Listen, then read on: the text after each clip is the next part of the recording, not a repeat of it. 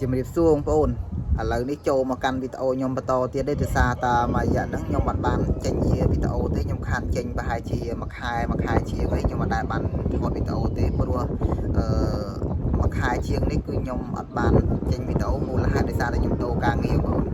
ឥឡូវនេះគឺខ្ញុំបានមកធ្វើការកន្លែងថ្មីហើយឥឡូវនេះខ្ញុំបានការងារហើយអញ្ចឹងខ្ញុំថតមកបង្ហាញពីការងារថ្មីខ្ញុំឲ្យមើលតិចទៅបងប្អូនដោយសារតា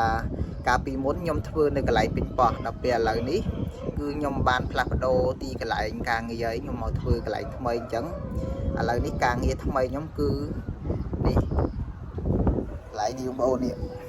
នឹងជាការងារថ្មីកន្លែងខ្ញុំគឺនៅលើភ្នំបងប្អូននេះមួយរយៈមុនហ្នឹងគឺខ្ញុំអត់ដែលបានចេញវីដេអូទេដោយសារតែខ្ញុំរវល់ដូរការងារអញ្ចឹងខ្ញុំរវល់ដូរការងារហ្នឹងគឺខ្ញុំដើររកការងារខ្ញុំអត់មានពេលតែនេះរវល់ខ្លាំងអត់មានពេលថតទេដោយសារយើងអត់មានអីធ្វើទេយើងដើរទៅដើរមកដើម្បីសុំកន្លែងការងារគេអញ្ចឹងណាដើម្បីយើងអស់ពិសេសចុះធម្មតាយើងមកនេះនៅពេលដែលយើងដូរការងារគឺយើងត្រូវដាក់ពិសេសដើម្បីទទួលបានការងារនៅក្រសួងការងារអញ្ចឹងណាអញ្ចឹងយើងត្រូវឡើងចុះអត់សូវមានពេលទំនេរទេដល់ពេលឥឡូវនេះគឺខ្ញុំទទួលបានការងារថ្មីហើយកន្លែងខ្ញុំធ្វើនេះគឺដូចខ្ញុំបង្ហាញអញ្ចឹងគឺធ្វើនៅលើភ្នំហើយការងាររបស់ខ្ញុំហ្នឹងគឺចំមាន់ហើយបងប្អូនដែលចង់ឃើញពីសកម្មភាពចំមាន់របស់ខ្ញុំបងប្អូនអាចមើលបានជាមួយខ្ញុំបង្ហាញបងប្អូនមើលបន្តិចដោយសារតាវាលើកដំបូងសម្រាប់ខ្ញុំដែរកាលពីខ្ញុំមកពីខ្មែរដំបូងគឺខ្ញុំដាំពេញបោះដល់ពេលឥឡូវនេះខ្ញុំដូរពីកន្លែងនោះគឺខ្ញុំមកធ្វើនៅកន្លែងចំមាន់អញ្ចឹងណាមកនៅលើភ្នំបងប្អូនអើយឆ្ងាយពីកន្លែងមុនណាជិះឆ្ងាយមកតំបន់ធម្មតានៅកន្លែងរោងមាន់វាអត់នៅប្រជុំជនទេវានៅរៀងដាច់ស្រយាលអញ្ចឹងបងប្អូនពីច្រើនគេធ្វើនៅលើភ្នំដូចកន្លែងខ្ញុំអញ្ចឹងគឺនៅលើភ្នំហ្មងជាមួយខ្ញុំបង្ហាញបងប្អូនមើលតិចនេះបងប្អូននៅលើភ្នំអញ្ចឹងកន្លែងខ្ញុំធ្វើការកន្លែងថ្មីអញ្ចឹងគឺនៅលើភ្នំហ្មងហើយនៅកន្លែងការងារនេះគឺគេកាន់ម្នាក់មករោងបងប្អូនដោយសារតារោងមាន់នេះវាមានច្រើនអញ្ចឹងនៅក្នុងមួយរោងគឺយើងម្នាក់រៀងខ្លួនអញ្ចឹងដល់នេះមានម្នាក់ទៅនេះម្នាក់នោះម្នាក់អញ្ចឹងណានេះរោងខ្ញុំសម្រាប់លេខខ្ញុំគឺលេខ15តែគេឲ្យខ្ញុំមើល2រោង3រោង2នាក់ហើយនេះជាកន្លែងខ្ញុំកាងធ្វើការនេះចូលខាងក្នុងមកបងហ្នឹងគឺបែបហ្នឹងមុននឹងយើងចូលគឺយើងត្រូវដូរជើងហើយគេមានទឹកថ្នាំសម្រាប់ជ្រលក់អញ្ចឹងបងព្រួយយើងការពារកុំឲ្យនេះកុំឲ្យឆ្លង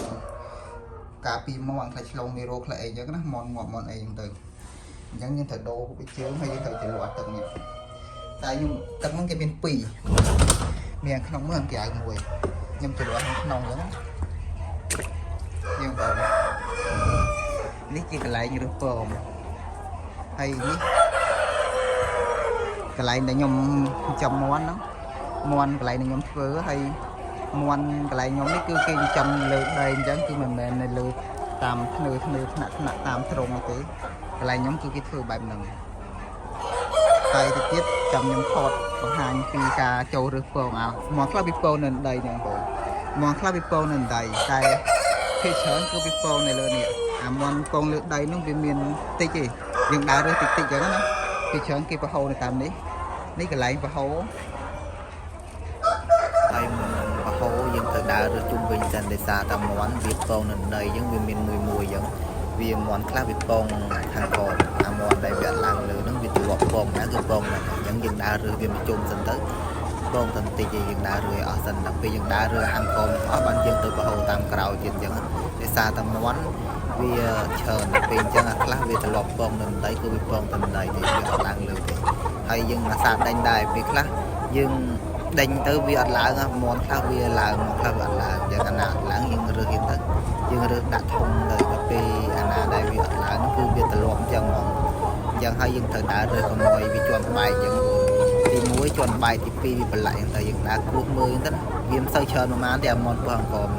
ពីច្រើនវាឡើងលើហ្នឹងដោយសារតែយើងរាល់ថ្ងៃគឺយើងដើរគោះឲ្យវាឡើងលើយ៉ាងផុតអញ្ចឹងណាតែពេលវាឡើងលើទៅគឺវាពងនៅកន្លែងសិនប្រហោហើយតែមាន់ខ្លះវាអត់ឡើងវាត្រឡប់ពងខាងក្រោមគឺវាពងខាងក្រោមអ យើងយើងដើររើវាមកជុំហើយបន្ទាប់ពីរឿងរើហើយបានយើងទៅរើពងបន្ទាប់ទៀតទៅឬអាម៉ាស៊ីនហ្នឹងស្រួលទៅយើងឈររើតែមកកន្លែងស្រួលហ្នឹងវាអត់មានពិបាកទេហើយការងារនៅនេះការងារតែប៉ុណ្ណឹងបងប្អូនយើងវិលជុំអញ្ចឹងណាព្រោះអីមានអីមានតែខាងចំមន់មានតាក់តងនៅមើលមន់ឬពងមន់ដាក់ចំណីមន់មើលទឹកមើលអីអញ្ចឹងណាបងប្អូនការងារវាតែប៉ុណ្ណឹងវិលទៅវិលមកទេនៅក្នុងរោងមន់ហ្នឹង